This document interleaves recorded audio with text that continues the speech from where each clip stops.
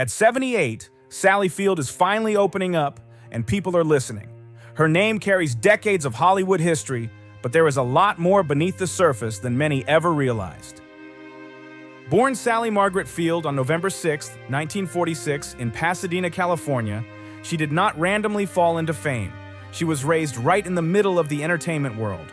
Her mother, Margaret Field, was an actress, and her stepfather, Jock Mahoney, was a well-known actor and stuntman. From a young age, Sally saw the real side of show business, both the excitement and the pressure that came with it. Growing up in Southern California surrounded by creativity helped shape her early mindset. She learned quickly how demanding this industry could be, but it also fueled her passion to perform. Those early influences gave her a strong foundation and a deep understanding of the risks and rewards tied to fame. Sally first grabbed attention in the mid-1960s with her breakout role on Gidget from 1965 to 1966. Even though the show lasted only one season, her fun, relatable performance as a carefree teenager turned her into a household name almost overnight. Viewers connected with her energy, and Hollywood started paying attention. She followed that success with The Flying Nun from 1967 to 1970. Playing Sister Bertrille, a quirky young nun who could literally fly, Sally carried a strange concept with pure charm and sharp comedic timing. The show became popular, but the role also boxed her into a specific image she was starting to outgrow. Behind the scenes, Sally wanted more. She did not want to stay stuck playing lighthearted characters forever. She wanted respect as a serious actress. That hunger pushed her to train at the Actors Studio under legendary coach Lee Strasberg, a move that would completely change her career. Her major turning point came in 1976 with the television movie Sybil. Sally delivered a raw and emotionally demanding performance as a woman dealing with dissociative identity disorder. The role was intense, risky, and exhausting, but she committed fully. Critics were stunned, audiences were shaken, and the industry finally saw her range. That fearless performance earned her an Emmy Award and shifted how Hollywood viewed her. She was no longer just a TV favorite. She was a serious, dramatic actress with depth and power.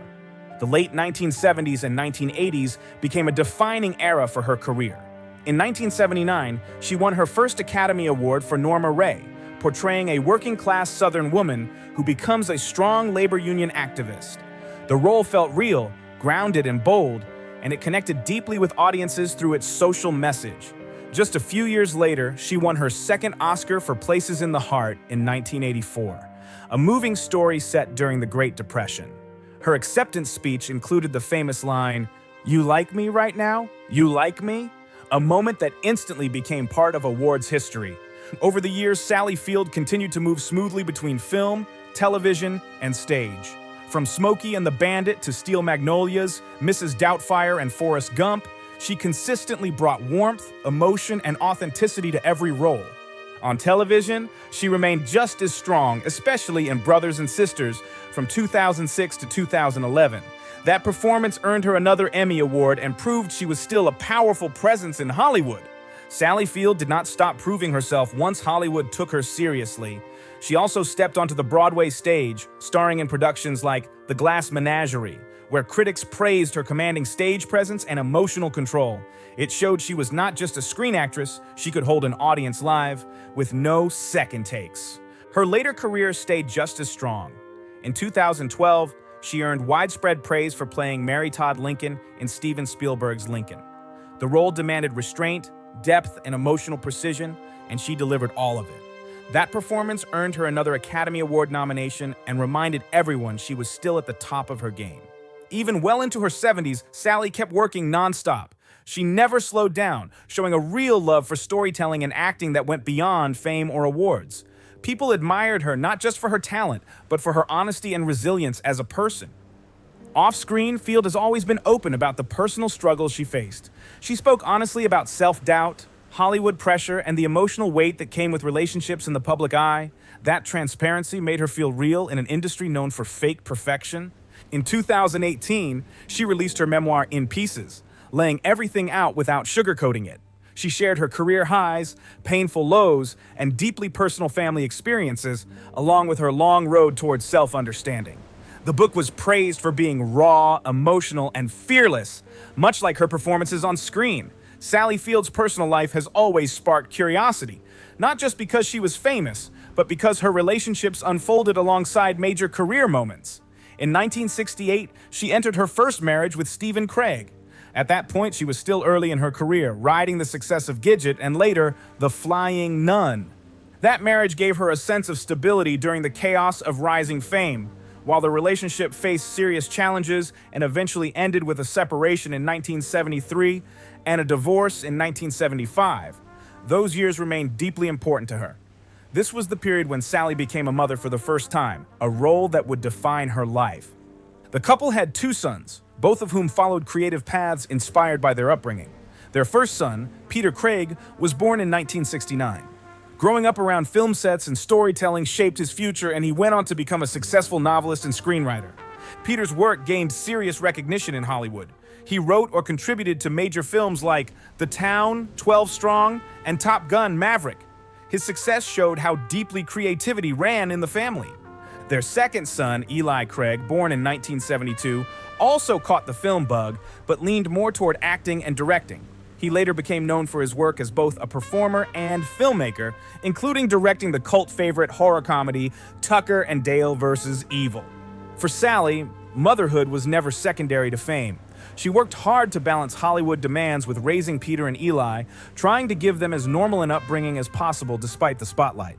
After her marriage ended, her personal life shifted again in 1976 when she entered a highly publicized relationship with actor Burt Reynolds, marking another dramatic chapter in her story.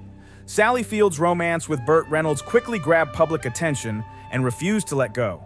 They were seen as one of Hollywood's most glamorous couples in the late 1970s and early 1980s, and everywhere they went, cameras followed. Their relationship felt larger than life, mixing fame, chemistry, and non-stop media buzz. They were not just a couple off-screen, they were also major collaborators on-screen. Together, they starred in 4 films, including Smokey and the Bandit in 1977, its sequel, Smokey and the Bandit 2 in 1980, the dark comedy The End in 1978, and the action comedy Hooper in 1978. Their natural chemistry lit up the screen and made audiences believe the passion was real. Because it was. The pair became one of the most talked about duos in Hollywood, dominating both movie theaters and tabloid headlines.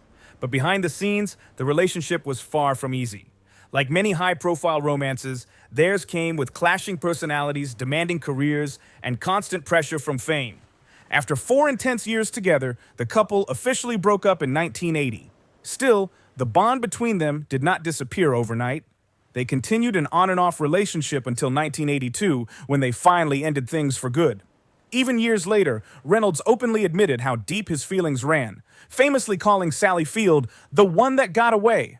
For Sally, the relationship may not have lasted, but it left a lasting impact. It marked a powerful chapter in her personal life and influenced how she approached love, independence, and her career moving forward. It was intense, emotional, and unforgettable. In 1984, Field made another major shift toward building a stable family life when she married film producer Alan Grisman. This marriage signaled a new phase for her, one focused more on balance and growth. Together, they welcomed a son, Sam Grisman, born in 1987. Unlike his older half-brothers, Sam largely stayed outside the Hollywood spotlight. While he explored writing and directing, he focused on carving his own lane rather than chasing fame. Sally has always spoken proudly of him and consistently shown public support, especially when Sam came out as gay. Her advocacy for LGBTQ+ rights reflected not just her values, but her deep bond with her children. Despite their efforts to make the marriage last, Field and Grisman eventually divorced in 1994. The separation was painful, but it highlighted a familiar pattern in Sally's life. No matter the heartbreak, she continued to move forward with strength, grace, and focus on her work and family. Through marriages, breakups, and motherhood, Sally Field showed remarkable resilience. She balanced personal challenges while maintaining a powerful career, proving that her private life was just as layered and complex as the characters she portrayed on screen. Each chapter of her life, from her early marriage to Stephen Craig, to her whirlwind romance with Burt Reynolds, to her later marriage with Alan Grisman, helped shape her not only as an actress, but as a woman who loved deeply, endured loss, and found fulfillment through motherhood. Now at 78 years old, Sally Field has lived a full and extraordinary life, filled with triumphs, heartbreaks, and a career that secured her place in Hollywood history. In recent years, she has become more open about sharing honest truths about her past and the people who meant the most to her. One of the most emotional and surprising revelations came when she spoke about her connection with the late Robin Williams, the legendary actor and comedian whose presence, both on and off screen, left a powerful mark on generations and played a meaningful role in her own life. When Sally Field finally spoke about Robin Williams, it caught many people off guard. Their connection was not something the public had focused on for years, yet when she opened up, it added a deeply emotional layer to a story many thought they already understood. Sally and Robin worked together on Mrs. Doubtfire in 1993, a film that became a cultural classic almost instantly. On set, Robin was known for his non-stop energy, rapid-fire jokes, and ability to lift the mood of everyone around him. To the outside world, he seemed unstoppable, always smiling, always funny, always on. But Sally Field later revealed there was another side to him, one that few people truly saw. She described Robin as incredibly kind, thoughtful, and deeply sensitive. According to her, he carried a quiet sadness beneath the humor, something that stayed hidden behind the laughter most of the time. She explained that while filming, Robin often used comedy as armor. He made jokes not just to entertain others, but to protect himself emotionally. Sally noticed moments when the jokes stopped, and in those quiet spaces, his vulnerability became visible. Field shared that she felt a strong sense of care toward him, especially during emotionally demanding scenes. Their on-screen family dynamic was built on trust, and off-screen, that trust carried over into real conversations. She said Robin listened deeply, offered empathy, and had an emotional awareness that surprised many people. What made her reflections especially powerful was how clearly she stated that his struggles were not obvious to most. She emphasized that someone can be surrounded by love, success, and admiration, yet still feel isolated internally. Her words shifted the conversation from shock to understanding. Sally also addressed the public image of Robin Williams, explaining how misleading it could be. People assumed that because he made others laugh, he must have been happy all the time. She pushed back against that idea, making it clear that joy given to the world does not always mean joy felt inside. She did not speak from a place of blame or regret. Instead, she spoke with compassion and respect, making sure her words honored who he was, not just how he was remembered. She described him as a gentle soul who cared deeply about people and carried emotional weight quietly. Her reflections sparked strong reactions from fans, many of whom said her honesty helped them better understand Robin as a person, not just a performer. It reopened conversations about mental health, emotional pressure, and the unrealistic expectations placed on public figures. Sally Field made it clear that sharing these truths was not about revealing secrets. It was about telling a fuller story, one rooted in empathy and realism. She wanted people to see Robin Williams as human, complex, and deeply meaningful to those who knew him personally. Looking back, she described their time working together as special and emotionally rich. Even years later, she spoke of him with warmth, gratitude, and a quiet sadness that never fully faded. Her words showed that some connections leave a permanent mark even after time passes. At this stage in her life, Sally Field seems focused on honesty over image. By speaking openly about Robin Williams, she did more than share a memory. She challenged the way people think about fame, laughter, and what it truly means to know someone beyond the spotlight. In her own words, Sally Field admitted just how complicated her feelings toward Robin Williams truly were. She openly said, "I really loved him, but it wasn't like a romance. It was more complicated than that." Her honesty pulled back the curtain on a connection that went far beyond labels, rooted in emotion, timing, and shared experience. She explained that their lives crossed in ways that were both professional and deeply personal. That connection became most visible on the set of the beloved 1993 film, Mrs. Doubtfire. Field played Miranda Hillard, the ex-wife of Williams' character, and for millions of viewers, their chemistry felt strikingly real. They argued, joked, and pushed each other on screen. But underneath the tension was a warmth that felt impossible to fake. Field later admitted that this closeness was not just scripted performance. It reflected a deep and layered bond she shared with Williams during that period of her life. She also revealed that her memories of him are mixed with sadness and regret. "I miss him terribly, but I also know that I didn't always say the things I should have said when he was alive," she shared honestly.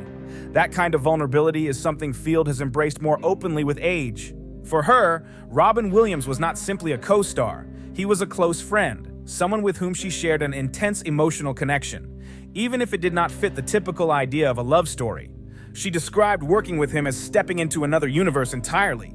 Robin's mind moved fast, jumping from joke to joke, idea to idea, often leaving everyone around him trying to catch up. Field recalled that his energy was overwhelming but magnetic. He could make a room explode with laughter in seconds. She once said that he would make you laugh until your stomach hurt, and then suddenly say something so gentle and sincere that it stopped you cold. To her, that contrast defined him completely. He was both the clown and the poet wrapped into one soul. Behind the humor, though, Field admitted she always sensed something heavier. She felt an undercurrent of pain in him, something quiet but constant. "I could see the sadness even when he was making everyone laugh," she explained, describing it like a shadow that never fully left him. Looking back now, she wishes she had reached out more. With time and reflection, she wonders if she could have done more to ease that emotional weight. She has said she sometimes questions whether he truly understood how loved he was by the people closest to him. Her reflections are not only about grief, they are also filled with gratitude. "I'm so lucky that I got to know him the way I did," she shared. To her, Robin Williams was not just a genius entertainer, but a deeply human soul. She believes that is why audiences connected with him so deeply. He could make people laugh and cry in the same moment because that balance reflected who he really was. Through her words, Sally Field offered a portrait of Robin Williams that feels honest, tender, and painfully real. For Sally Field, Robin Williams remains a powerful reminder of how thin the line can be between light and darkness. His story reflects the importance of saying what matters before time quietly slips away. Now at 78, Field has made it clear she no longer wants to hold anything back. By finally sharing these truths about Robin Williams, she is doing more than honoring a friend she deeply cared for. She is offering a lesson about love, honesty, and how fragile life truly is. Her words feel both personal and universal at the same time. She described her reflections as both a celebration of Williams' brilliance and a confession of the conversations that never fully happened. It is a reminder to speak openly while we still can, instead of assuming there will always be another moment. In her candid memoir, Sally Field also opened up about an earlier and deeply vulnerable chapter of her life. She revealed that during her late teenage years, she experienced what she described as severe depression. This was not a passing sadness or a short phase. It was an overwhelming emotional weight that touched nearly every part of her life. Field explained that during those years, she carried an inner turbulence she struggled to put into words. Like many young people at that age, she felt alone in what she was feeling, unsure of how to explain it or where to turn for clarity. The pressure of figuring out who she was, combined with the natural insecurity of stepping into adulthood, created what she described as a perfect storm of emotional distress.